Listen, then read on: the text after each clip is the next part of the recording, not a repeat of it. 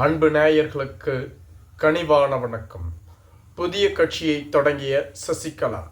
எடப்பாடி பழனிசாமி நான் சிறையில் இருக்கும் பொழுது எனக்கு பல்வேறு விதங்களில் நெருக்கடியை கொடுத்தார். சசிகலா ஜெயலலிதா அவர்களின் பிறந்தநாள் அன்று பிப்ரவரி 24, அதாவது நேற்று, ராமநாதபுரம் மாவட்டம் பசும்பொன்னில் புதிய கட்சியை தொடங்கினார். இந்த கட்சிக்கான பெயரை அவர் அறிவிக்கவில்லை. அதே சமயத்தில் இந்த கட்சிக்கான கொடியை அவர் அறிமுகம் செய்தார். மேலும் இதுவும் ஒரு திராவிட கட்சி என விளக்கம் அளித்தார். இந்த கொடியில் மேல்புறம் கருப்பு, மையத்தில் வெள்ளை, கீழ்ப்புறம் சிவப்பு வண்ணங்கள் இடப்பட்டிருந்தது. மையத்தில் உள்ள வெள்ளை நிறத்தில் அண்ணா, எம்ஜிஆர் மற்றும் செல்வி ஜெயலலிதா போன்றவர்களினுடைய படங்கள் இடம்பெற்றிருந்தன.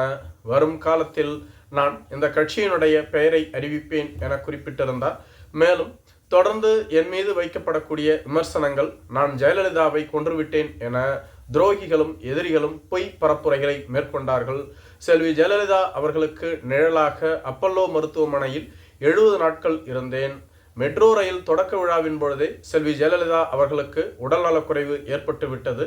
மருத்துவமனையில் சிகிச்சை பெற்று வந்த அவர் உடல்நலம் தேறி நல்ல நிலையில் இருந்தபோதுதான் திடீரென ஏற்பட்ட மாரடைப்பால் அவர் இறந்து போனார். இது ஆறுமுகசாமி ஆணையத்தில் நான் தெளிவாக அறிவித்து விட்டேன். என் மீது எந்த விதமான குற்றமும் இல்லை. ஒருவேளை குற்றம் இருந்திருந்தால் நான் சிறைச்சாலை சென்றிருப்பேன்.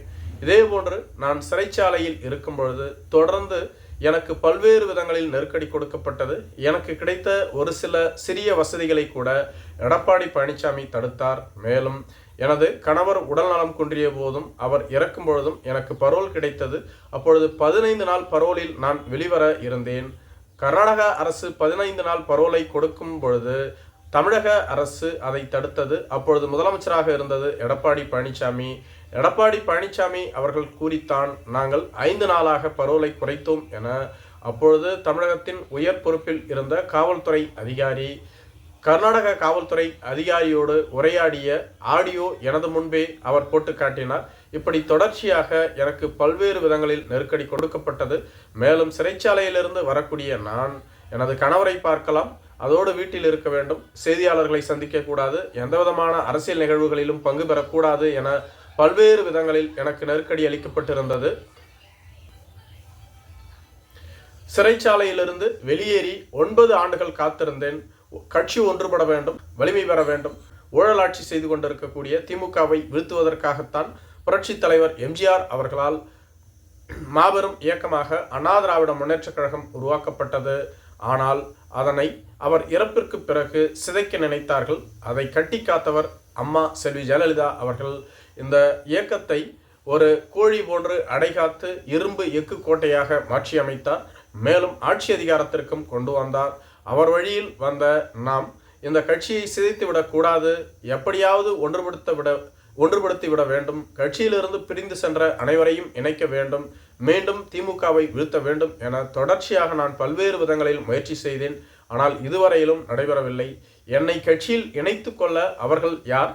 நான் ஏன் அவர்களுக்காக காத்து கிடக்க வேண்டும்? இந்த கட்சி எங்களால் பாதுகாக்கப்பட்ட கட்சி. அப்படி இருக்கும் பொழுது எடப்பாடி பழனிசாமியை நான் சிறைச்சாலை செல்வதற்கு முன்பாக முதலமைச்சர் பதவியில் அமர்த்தினேன்.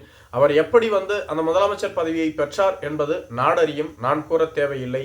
அப்படி பணிவாக இருந்த அவர் பிற்காலத்தில் என்னையே வீழ்த்தி என்னால் அளிக்கப்பட்ட பதவியையே என்னிடம் தர மறுக்கிறார். அது கூட பரவாயில்லை, என்னை ஒழித்து கட்டவே அவர்கள் திட்டமிட்டு வருகிறார்கள். அது ஒருபோதும் நடைபெறாது. என்னால் வளர்க்கப்பட்ட அனைவருமே இன்று எனக்கு எதிராக திரும்பி விட்டார்கள். நான் அதற்கெல்லாம் அஞ்ச மாட்டேன். இனிமேலும் இந்த கட்சி அழிவதை என்னால் பார்க்க முடியாது. இந்த கட்சியை வளர்ச்சி பெற வைக்க வேண்டும், வலிமைப்படுத்த வேண்டும். மீண்டும் அதிமுகவை ஒரு வலிமையான இயக்கமாக மாற்றுவதுதான் எனது இலக்கு. எனவேதான் தற்பொழுது இந்த புதிய கட்சியை தொடங்குகிறேன். இந்த கட்சியின் மூலம் அதிமுகவை மீட்டெடுப்பதுதான் எனது ஒரே இலக்கு. அதனால்தான் இந்த கட்சியை நான் தொடங்குகிறேன் என அறிவித்திருந்தார். நன்றி.